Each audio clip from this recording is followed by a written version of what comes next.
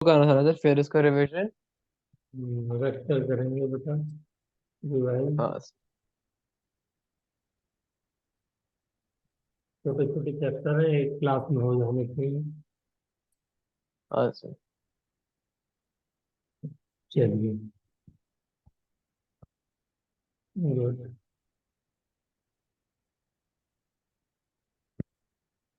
तो वेक्टर के बारे में इतना तो पढ़ पढ़ के हम लोग पढ़ चुके हैं कि दो तरह की क्वांटिटीज होती हैं, स्केलर और वेक्टर। इसके अंदर जो यस। बच्चे भूलते हैं वो क्या होती है वेक्टर क्वांटिटी में, वो ये क्या याद, सर?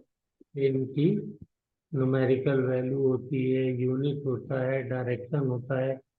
ये वाली बात भूल जाते हैं कि मस्ट हाँ ओबे जी, obey the law of vector addition. Addition. ये वाला इम्पोर्टेंट पॉइंट है।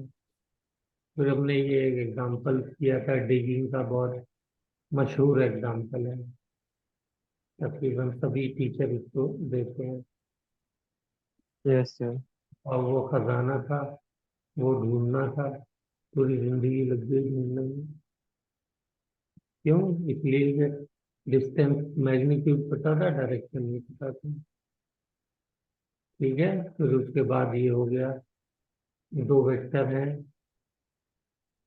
तो इनको अगर आप ऐड करें तो इनकी वैल्यू,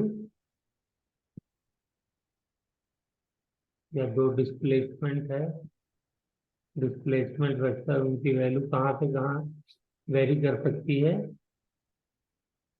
उनके सब्ट्रैक्शन से लेके उनके एडिशन तक। सब्ट्रैक्शन कब होगा? जब 180 डिग्री एंगल होगा दोनों के बीच में। ठीक है ना? हाँ सर। अपोजिट हो जाएंगे तो एक दूसरे सब्ट्रैक्ट करेंगे। यस और सर। एडिशन कब होगा? 2 डिग्री एंगल में। Yes sir. जैसे हमने यहाँ पे एग्जांपल 3 और 4 किलोमीटर के दो डिस्प्लेसमेंट वेक्टर कर लिया है। तो यहाँ पे वैल्यू क्या हो जाएगी जब सब्ट्रैक्शन करेंगे? तो मिनिमम वैल्यू क्या आ सकती है इसकी? -1। ठीक है ना? और मैक्सिमम क्या आ सकती है? 7। तो इस बीच में, इस रेंज में कोई भी वैल्यू हमें दो डिस्प्लेसमेंट वेक्टर्स को ऐड करने पे मिल सकता है। It depends upon their angle of addition, दोनों के बीच में क्या एंगल है। Yes sir. ठीक है ना? चलिए, वेरी गुड। तो यानी यहाँ से हमको क्या पता चला? एंगल पे डिपेंड कर रहा है वेक्टर एडिशन। वहीं पे एग्जांपल करंट का दिया हुआ है, ये देखिए, ये भी डायरेक्शन रखता है, मैग्नीट्यूड रखता है, लेकिन एंगल पे डिपेंड नहीं कर रहा है। तो ये यस वेक्टर सर। क्वांटिटी इसलिए नहीं है करंट। ओके, आगे चलें। Yes sir. इसके बाद जो है वो वेक्टर को कैसे रिप्रेजेंट करते हैं, तो ये तो आसान चीज है, इसमें तो कुछ बताना नहीं है। ठीक है। Yes sir. कोऑर्डिनेट सिस्टम में वेक्टर को कैसे लिखते हैं ये भी आप जानते हैं। अब यही ए वेक्टर है तो इसको दो तरीके से लिख सकते हैं। हाँ सर। ठीक है ना? दोनों समझ में आ गया। अगर ईस्ट साइड के साथ 30 डिग्री एंगल दिया हुआ है तो हम क्या कह सकते हैं? नॉर्थ ऑफ ईस्ट, यानी ईस्ट का नॉर्थ 30 डिग्री। और दूसरा इसको कह सकते हैं, ये वाला एंगल बचा 60 डिग्री का, तो 60 डिग्री क्या हो जाएगा? East of north. Yes sir. यहाँ तक तो क्लैरिटी है, कोई दिक्कत है नहीं। ओके। ओके। आगे चले।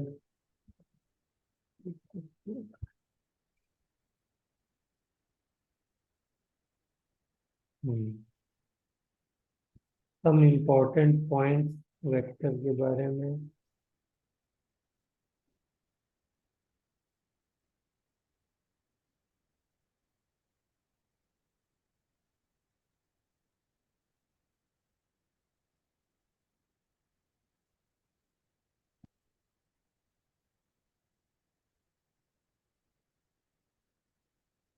पहला पॉइंट क्या है कि किसी वेक्टर को 2 पाई से यानी 360 से हम रोटेट करेंगे तो वेक्टर सेम हो जाएगा, उसमें कोई चेंज नहीं आएगा।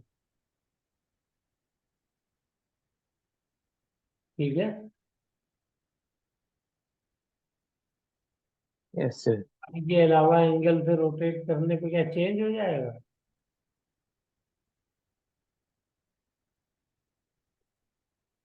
क्या सर? कोई वेक्टर अगर 2 पाई के अलावा किसी एंगल से रोटेट करें तो क्या चेंज हो जाएगा वो? हाँ सर, डायरेक्शन चेंज हो जाएगी सर। डायरेक्शन चेंज हो जाएगी, यस। ठीक है। दूसरा क्या है वेक्टर के बारे में? Vector can be fixed parallel to itself. ये हमने काफी क्वेश्चन भी किए हैं इसके ऊपर। ठीक है। किसी भी वेक्टर को हम पैरेलल शिफ्ट कर सकते हैं, वेक्टर में चेंज नहीं आता है।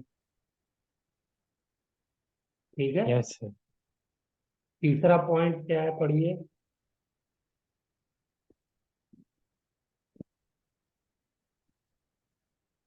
Third point.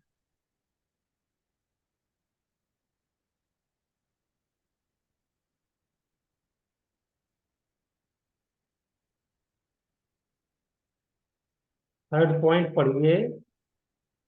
Sir, third point, angle between the vectors is smaller than the two angles that join from tail to tail. Hmm.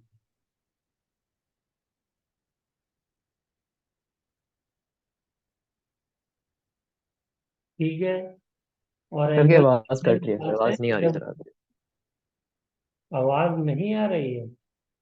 Cut रही थी सर, मैं सुन नहीं पाता इस ऐप के बाद। हम्म। और एंगल जो होता है वो कब कैसे निकाला जाता है दो वेक्टर्स के बीच में? एंगल निकालना चाहते हैं, टेल टू जब ज्वाइन कर देते हैं तो फिर tan थीटा से निकाल लेते हैं। मतलब। हाँ, मतलब टेल टू टेल ज्वाइन करने के बाद जो भी एंगल होता है वो एंगल होता है। फॉर्मूले तो अभी बाद हाँ में। सर। ठीक है ना। और उसमें दो एंगल बनते हैं तो जो स्मॉलर वाला होता है वो एंगल कंसीडर करते हैं। ठीक है। स्मॉलर वाले एंगल की क्या खास बात होती है? सर, स्मॉलर वाले एंगल की क्या खास बात होती है हम्म, कि ये 180 का एक्सीड नहीं करता। ये- ओके। यानी 0 और 180 के बीच में होगा। ठीक है ना। यस दो सर। वेक्टर्स के बीच का एंगल कभी भी 180 से ज्यादा नहीं हो सकता। Yes sir. अब उसके बाद आ जाइए type of vectors. Equal vectors. Equal vectors में क्या क्या पॉइंट होने चाहिए तब वेक्टर कंप्लीट हो, वो इक्वल होगा? um sir, equal magnitude direction से होना चाहिए, यूनिट भी सेम होना चाहिए।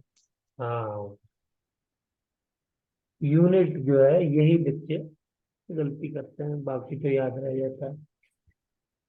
चलिए। नेगेटिव वेक्टर क्या होता है? सर, नेगेटिव वेक्टर जब दो वेक्टर का मैग्नीट्यूड सेम होता है पर उनकी डायरेक्शन बिल्कुल ऑपोजिट होती है। दोनों एंटी पैरेलल हो और यस सर। मैग्नीट्यूड सेम हो। और पैरेलल एंटी पैरेलल क्या हो जाएंगे? एंटी पैरेलल क्या सर? पैरेलल और एंटी पैरेलल वेक्टर क्या हो जाएंगे? सर पैरेलल वेक्टर्स वो होंगे जिनका डायरेक्शन सेम होगा। मतलब दोनों को अगर मतलब दोनों का डायरेक्शन बिल्कुल सेम होगा सर। हाँ, बस यूँ एग्जैक्टली कह सेम। दीजिए कि एंगल जीरो होना चाहिए दोनों के बीच। हाँ sir, yes sir. Magnitude different हो सकता है, मैग्नीट्यूड से यहाँ पे कोई रिलेशन नहीं है। यहाँ पे जो भी है वो एंगल से है, तो एंगल दोनों के बीच का जीरो होना चाहिए। और एंटी पैरेलल में एंटी पैरेलल में 180 होना चाहिए सर। 180 होना चाहिए। Very good. कोलिनियर कोप्लेनर को डिफाइन करिए।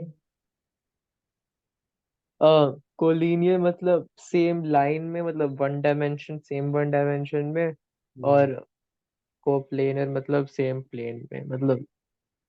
हम्म। हाँ, एक और पॉइंट है कि जो दो वेक्टर हो सकते हैं वही सिर्फ कोप्लेनर होंगे हमेशा।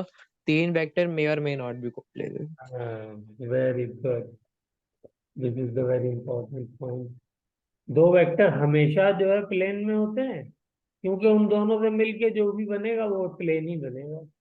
लेकिन तीन वेक्टर प्लेन में हो भी सकते हैं और नहीं भी हो सकते। फिर एक पांचवा टाइप आता है वेक्टर का, कॉन्करेंट वेक्टर। ये क्या होते हैं? तो मतलब जो कि इंटरसेक्ट करते हैं, मतलब अगर जो मल्टीपल वेक्टर्स अगर इंटरसेक्ट करते हैं एक दूसरे को एक या एक कॉमन पॉइंट कॉमन पे, तो इन्हें पॉइंट कौन। से जिनका ओरिजिन होता है, ये भी कह सकते हैं। Yes. They originate from common point. ठीक है। या they intersect at a common point. चलिए, unit vector. Very important. Unit vector मतलब उसका मैग्नीट्यूड वन होगा, पर डायरेक्शन होगी सर। और जीरो वेक्टर। और जीरो वेक्टर मतलब उसका मैग्नीट्यूड जीरो होगा पर उसमें डायरेक्शन होगी। हाँ, और डायरेक्शन कोई भी हो सकती है, ये भी एक खास बात है। ठीक है ना? अब जैसे यस सर। वेलोसिटी जीरो है तो वेलोसिटी जीरो है, तो उसका कोई भी डायरेक्शन ले लीजिए आप। ठीक है ना? हाँ सर। तो मैग्नीट्यूड हो गया, एक्सेलरेशन जीरो, फोर्स जीरो। ये है।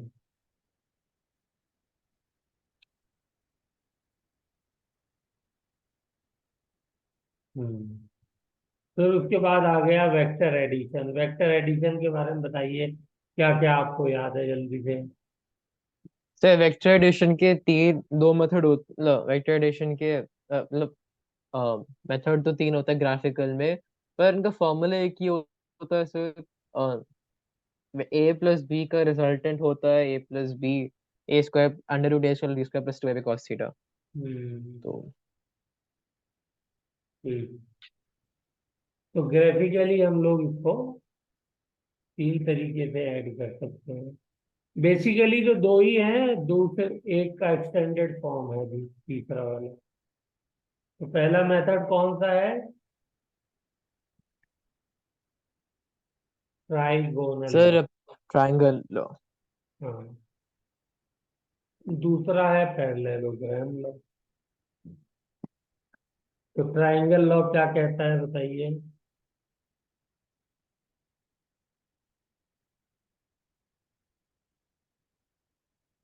तो ट्रायंगल लॉ कहता है कि two vectors are joined from head to tail, the resultant of them will be in opposite fashion, मतलब will be hmm. the third side of the triangle in opposite order. In opposite order. तो दो point हो गए। एक तो head to tell जोड़ेंगे हम इसको, और दूसरा जो रिजल्टेंट होगा वो अपोजिट ऑर्डर में होगा, टेल टू हेड होगा। बस, खत्म हो गई कहानी। अब इसमें बहुत सारे क्वेश्चन आपको मिल सकते हैं, कर सकते हैं, कोई दिक्कत नहीं। पैरेललोग्राम लॉ क्या है? तो क्या parallelogram में है कि if two vectors are joined from tail to tail, then the resultant will be the diagonal of the parallelogram formed by the two. इसमें जो है दो वेक्टर्स को टेल टू टेल जोड़ेंगे, और उसके बाद हम उससे पैरेललोग्राम बना देंगे। तो जो डायगोनल होगा वो रिजल्टेंट होगा। Very good.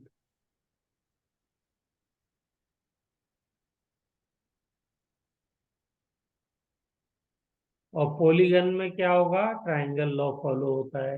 Head to tell जोड़ते चले जाएंगे सारे वेक्टर्स को, और फाइनली जो रिजल्टेंट होगा वो अपोजिट ऑर्डर में हम जोड़ देंगे। ठीक है, यस सर। यहाँ तक कोई प्रॉब्लम नहीं। अब इन तीनों लॉज की प्रॉपर्टी क्या है? तो प्रॉपर्टी, ये कॉम्यूटेटिव लॉ को भी फॉलो करते हैं, एसोसिएटिव को भी फॉलो करते हैं। ठीक है ना? Yes sir. कॉम्यूटेटिव लॉ क्या कहता है?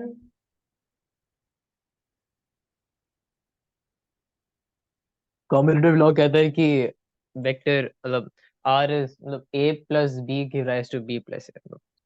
हाँ, मतलब किसी भी ऑर्डर में आप दो वेक्टर को ऐड कर दीजिए, यस रिजल्ट सर। सेम ही रहेगा। ठीक है ना? यस ए सर। में बी ऐड करिए, चाहे बी में ऐड करिए। और एसोसिएटिव क्या कहता है? कि इसमें भी किसी भी ऑर्डर में तीन वेक्टर्स को ऐड कर दीजिए, चाहे पहले बी यस सी ऐड करके फिर उसमें ए ऐड करिए, और चाहे पहले ए बी ऐड करके फिर उसमें सी ऐड करिए। ठीक है ना? Yes sir. अच्छा, ये वाली डेरिवेशन आपको याद है? जल्दी से एक बार चेक कर लीजिए। हाँ सर याद है सर, ये तो आसान ही है। हम्म। तो यहां से हमने क्या निकाला था? एनालिटिकल फॉर्मूला निकाला था रिजल्टेंट निकालने का, दो वेक्टर का। दूसरा, रिजल्टेंट का एंगल निकालने का भी फॉर्मूला लिए, यहाँ से हमने निकाला था। ये है ना? Yes sir. tan alpha is equal to beta sine theta upon A plus B cos theta. Hmm. Yes sir.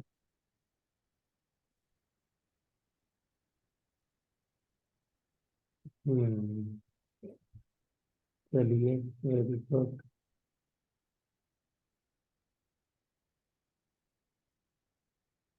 ये क्वेश्चन देखिए, इसमें कोई प्रॉब्लम है? Two forces of magnitude 10 Newton each acting at a point as shown in figure. Find the resultant and alpha.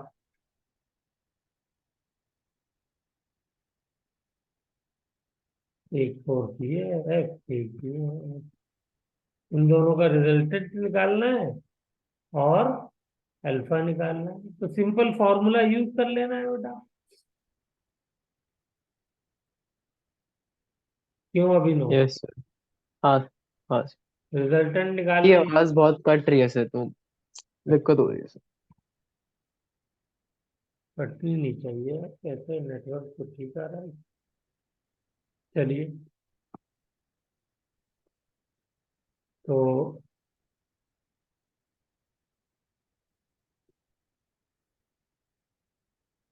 ये वाला question देखिए, इसमें कोई प्रॉब्लम? ए नहीं प्लस बी नहीं सर। का magnitude is equal to A का मैग्नीट्यूड प्लस बी का मैग्नीट्यूड, थीटा फाइंड करना है। ठीक है ना? तो कैसे किया है? Yes sir. A plus B का हमने पहले रिजल्टेंट निकाल लिया, फिर उसका जब हम मैग्नीट्यूड लेंगे तो ये हो जाएगा, और ए का मैग्नीट्यूड बी का मैग्नीट्यूड कम लिखेंगे तो ये हो जाएगा। ठीक है? और यहाँ से यस हमको सर। क्या पता चल रहा है कि ए प्लस बी जो है ये कब आएगा, एडिशन कब होगा? सर एडिशन ए प्लस बी तब होगा जब इनका मैग्नीट्यूड जो ए का है, थीटा सेम होगा, मतलब थीटा जीरो होगा सर। हाँ, तभी मैग्नीट्यूड ऐड होगा। Yes sir. ठीक है ना? मैग्नीट्यूड सीधे सीधे ऐड होने का मतलब क्या है? कि दोनों के बीच में एंगल जो है वो जीरो है। Yes sir. हम्म, और यही फॉर्मूले से भी आ जाएगा। आ जाएगा नहीं आ जाएगा? आ जाएगा सर। हम्म।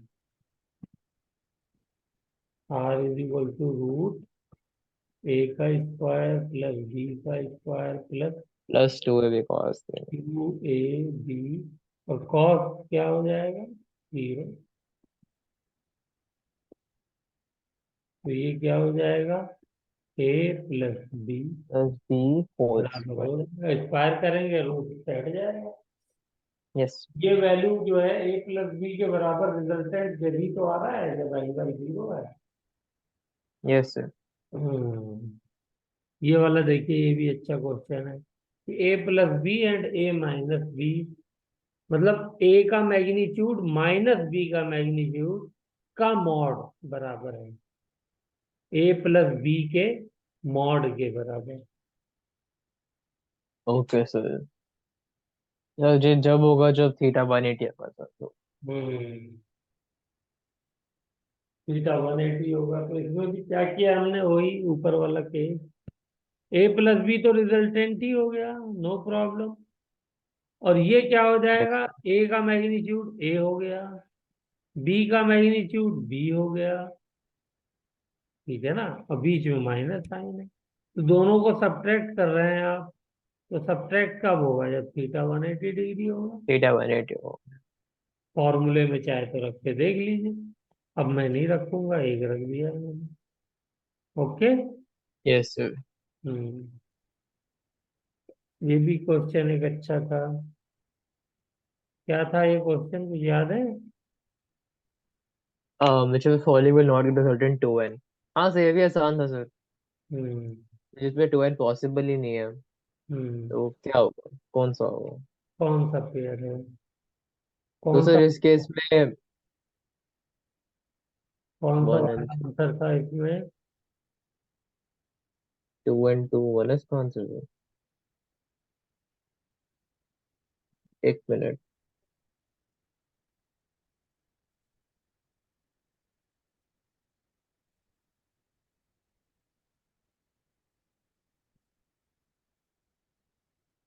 चार ऑप्शन है, बताइए कौन सा वाला होगा। हाँ सर इसमें तो सिंपल ही है सर। हम्म। इसमें होना चाहिए 2 सर। 2 and 2। एक मिनट एक मिनट एक मिनट एक मिनट एक minute, sorry sorry sorry sorry, एक मिनट एक मिनट एक मिनट एक मिनट। मैंने क्वेश्चन थोड़ा गलत पढ़ लिया। क्वेश्चन इसमें ये पूछ रहा है कि कौन से वाले में रिजल्टेंट 2 न्यूटन नहीं है। तो रेंज होगी ना, वो ऊपर पढ़ा था हमने, हाँ मिनिमम सर। और सर मैक्सिमम। 1 and 4 होगा ना इसका आंसर सर, 1 and 4। हाँ सर। इसमें मिनिमम क्या आएगा? 0। 3। अच्छा 1 and 4 वाले में ओके 3, हाँ, यस सर। तभी तो। और मैक्सिमम क्या आएगा? 5। तो 3 और 5 के बीच में फोर्थ रेंज होगी, तो इसमें 2 नहीं आ रहा है।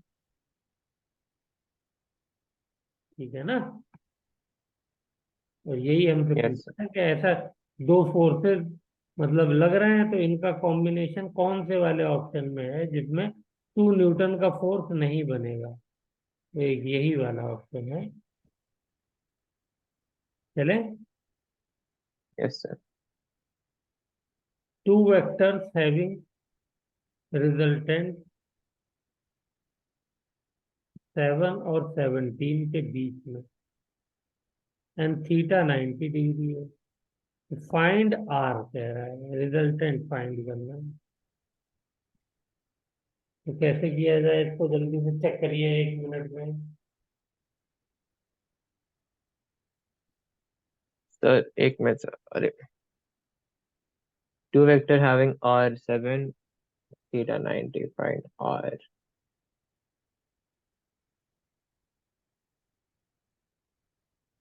रिजल्टेंट की वैल्यू बताते हैं। हाँ सर तो मिनिमम वैल्यू अगर 7 है, मैक्सिमम 17 है, तो हम्म। बस हम दोनों वही को इक्वेशन लगा देंगे। ये वही। मैक्सिमम वाली इक्वेशन है और ये मिनिमम वाली इक्वेशन है, और दोनों को ऐड करेंगे तो ए की वैल्यू आ जाएगी। फिर ए की वैल्यू किसी एक इक्वेशन में रखेंगे तो बी की आ जाएगी। Yes sir. है ना। और थीटा हमको दिया हुआ है तो रिजल्टेंट निकाल देंगे फॉर्मूले से। Yes sir. क्लियर, चले आगे। हाँ सर। गुड। चलिए, ऐसे ही क्वेश्चन ये भी है, इसको भी ट्राई करिए। ये सब अच्छे क्वेश्चन है, प्रैक्टिस इनमें चाहिए होती है। हम्म।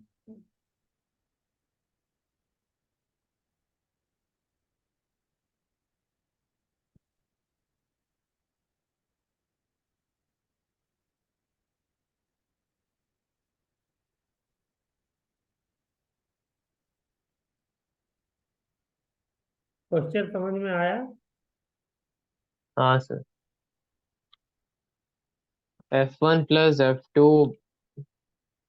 raised to 18 and R is equals to 12. Find F1 and F2। ठीक है। आगे की तो वैल्यू मतलब जब इन दोनों के बीच का थीटा जो होगा 180 होगा, तब उसकी वैल्यू 18 होगी। नहीं, नहीं, और इन एक दोनों मिनट एक मिनट एक के मिनट। बीच का नहीं है। थीटा कहाँ है, किसके बीच का है? क्या सर? थीटा किसके बीच का है, दोनों के बीच का नहीं है।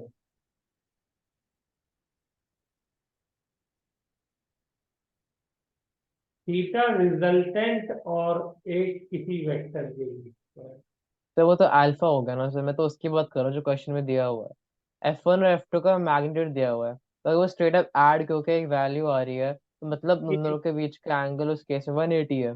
अल्फा ये दिया हुआ है ना, मैं इससे कह हाँ रहा सर पता है सर, मैं उसको कंसिडर नहीं कर रहा था सर इस पॉइंट पे। हूँ। ठीक।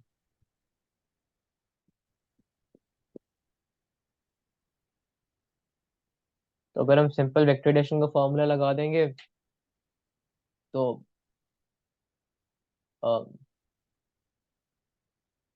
हमें कॉस थीटा चाहिए। अब हमें पता है कि पहले अगर हम हम एक लोग इस अल्फा को वेक्टर यूज जब करके, इस अल्फा को यूज हाँ सर पता करके है सर। ये निकालेंगे। हाँ sir, tan theta tan alpha को यूज करें ऐसे। हम्म। tan अल्फा 90 दिया हुआ है, तो मतलब 1/0। तो hmm. b sin theta upon a plus b cos theta. तो मतलब F1 plus F2 cos theta is equals to 0। Hmm. तो F1 is sorry F2 cos theta negative F1। तो जब हम उसको वेक्टर में सब्स्टिट्यूट कर देंगे तो हमको आंसर आएगा। यस। और ये आ गया आंसर। F2 - F1, ये इक्वेशन एक हमने बना ली। और एक इक्वेशन हमको पहले से दी हुई है, ये वाली। ठीक है ना। तो इन दो इक्वेशंस के जरिए हम F1 F2 की वैल्यू निकालेंगे। ये अच्छा और लंबा क्वेश्चन है।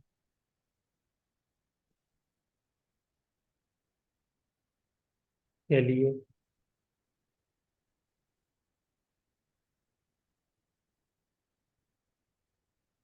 इसी तरीके से ये वाला क्वेश्चन 7th वाला देखिए जल्दी से।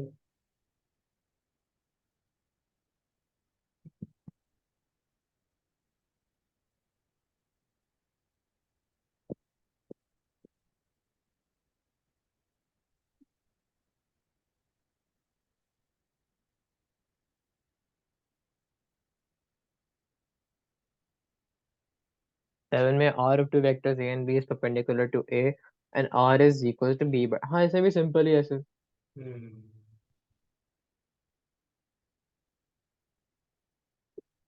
चलिए, हो जाएगा ये भी। हाँ सर। चलिए, अब ये वेक्टर जो है A - B है। A - B में क्या करेंगे? बस माइनस का मतलब 180 डिग्री पे रोटेट कर देना है वेक्टर को। यस बोलो। सर। तो फॉर्मूला इसके रिजल्टेंट का क्या बनता है, ए माइनस बी का? सर रिजल्टेंट ए माइनस बी माइनस का साइन, बनता है।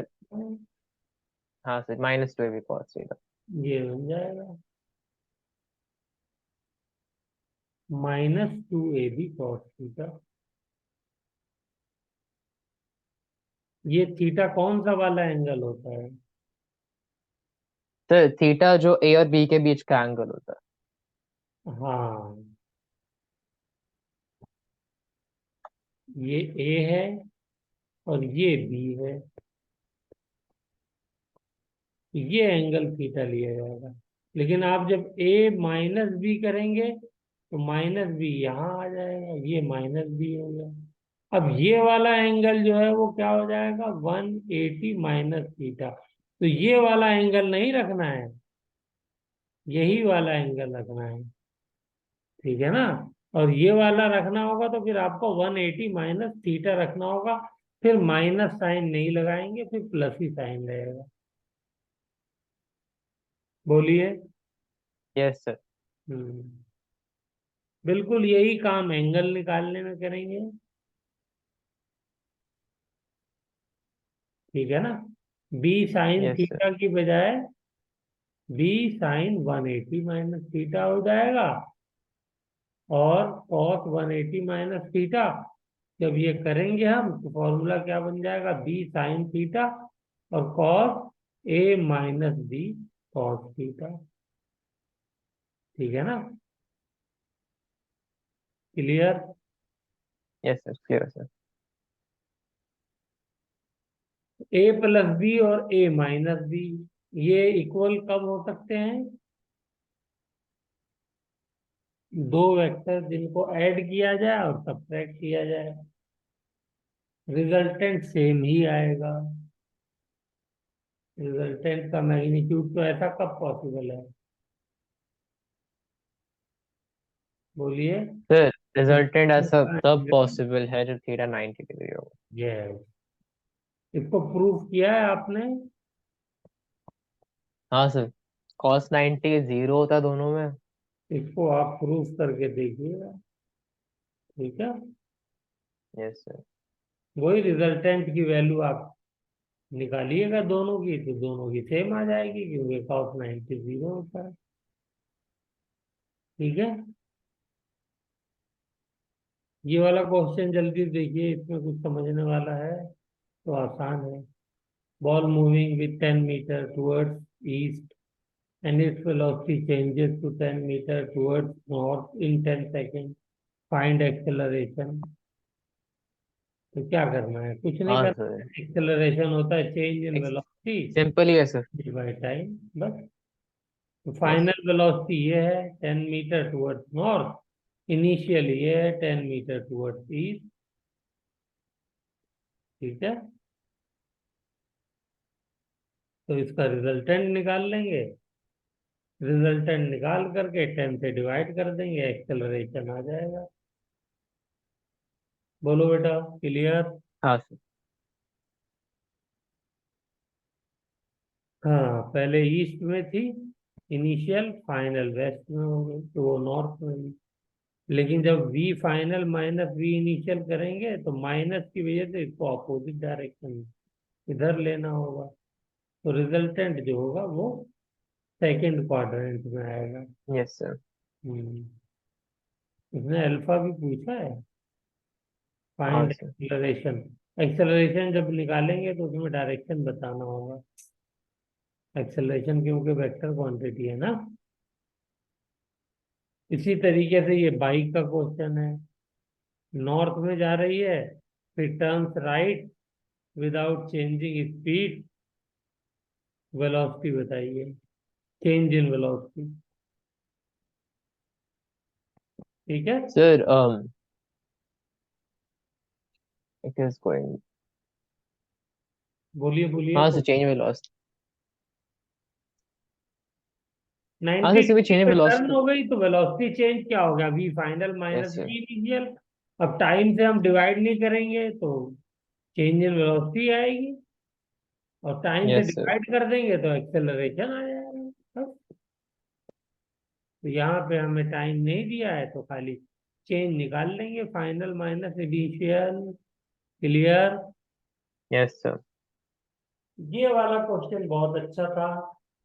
इसको देखिए, जल्दी से देख के बताइए समझ में आ रहा है क्या ओ क्वेश्चन। हाँ, ये वाला, यस सर। क्वेश्चन बताइए, लिखा नहीं हुआ, मुझे बताइए क्या था क्वेश्चन में। सर इसमें एक क्या कहते हैं, एक बॉल थी, वो एक सर्कुलर उसमें वो जा रही थी, हम्म। और उसकी आपने दो डायरेक्शन में क्या कहते हैं, वेलोसिटी बदल दिया, हमने लगा कि चेंज इन वेलोसिटी कितना है ए और बी के बीच में। हम्म। ठीक है, समझ लिया। हमने एक जो है पेंडुलम टाइप बनाया, इसको जो है हाँ सर। रस्सी से धागे से लटकाया। पहले यहाँ पर था वो ए पर, ठीक है ना। तो यहाँ पे इसकी वेलोसिटी मान ली वी इनिशियल ये है। फिर उसके बाद ये बी पर आया, यहाँ वेलोसिटी वी फाइनल हो गई। इस बीच में जो इसने सेंटर पे एंगल बनाया वो 60 डिग्री का बनाया, और कहा था yes sir. Change in velocity बताइए इन दो पॉइंट्स के बीच में। हाँ सर, मैंने वही। हम्म। ऐसे भी आसान ही है सर। और वेलोसिटी के जो है वो मैग्नीट्यूड दिया हुआ है हमें 5 मीटर पर सेकेंड। ठीक है ना। हाँ। तो इसमें आसान तो है, V final minus V initial कर देंगे। यस लेकिन सर। एंगल जो है इसके अंदर अगर नहीं किया हुआ है तो एंगल थोड़ा सा सोच समझ के निकालना पड़ेगा। हाँ तो सर। एंगल दोनों के बीच में क्या होगा, क्योंकि रिजल्टेंट निकालने के लिए तो हमको एंगल चाहिए होता है ना, cos theta. Yes sir. Theta कैसे आएगा? सर अगर हम हमें हमें हम पैरेलल, हमें बी की वी एफ पता है, हम पैरेलल शिफ्टिंग करेंगे, और हमने सेक्टर में जो ट्रायंगल बनाया है, तो हम्म। अब वो हमें पता है कि टैंजेंट, मतलब टैंजेंट्स जो होते हैं वो रेडियस से परपेंडिकुलर होते हैं।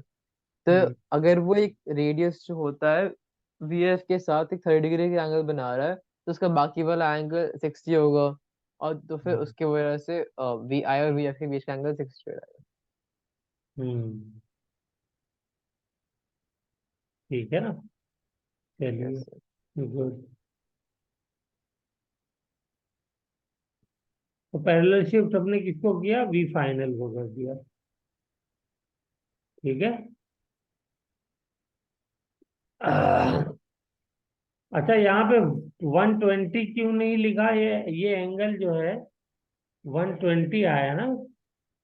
वी फाइनल को हमने पैरेलल शिफ्ट किया, ए पे ले गए। और वी इनिशियल को क्योंकि माइनस करना है, V final minus V initial करना है। तो इनिशियल मतलब को ये मान लो। माइनस करना है तो पलट देंगे, तो ये हो गया वी इनिशियल यहाँ पर। तो यस फाइनल और इनिशियल के बीच में एंगल है 120 डिग्री। तो यहाँ पे 120 क्यों नहीं लिखा, 60 क्यों लिखा है? सर, क्योंकि कॉस 120 इज, एक मिनट, 120 क्यों लिख मतलब 120 क्यों नहीं लिखा? लिख के भी काट दिया था। क्योंकि हम शॉर्टेस्ट एंगल लेते हैं, नहीं पर। नहीं, शॉर्टेस्ट तो दोनों। अभी तो ऊपर नहीं बताया था, जो थीटा होता है वो ओरिजिनल वाला एंगल होता है, हाँ एडिशन सर, वही। ना। हाँ। तो इनिशियली तो एंगल 60 डिग्री था ना ये वाला। यस सर, इनिशियली 60 था, और हम इनिशियल लेते हैं, ओके। माइनस करने के बाद 120 हुआ। तो अगर हम 120 लेंगे तो फिर माइनस का साइन नहीं लगाएंगे, यस सर। फिर हम जो है प्लस का लगाएंगे। और अगर माइनस का साइन हमने लगा दिया तो फिर वही ओरिजिनल वाला एंगल रखेंगे।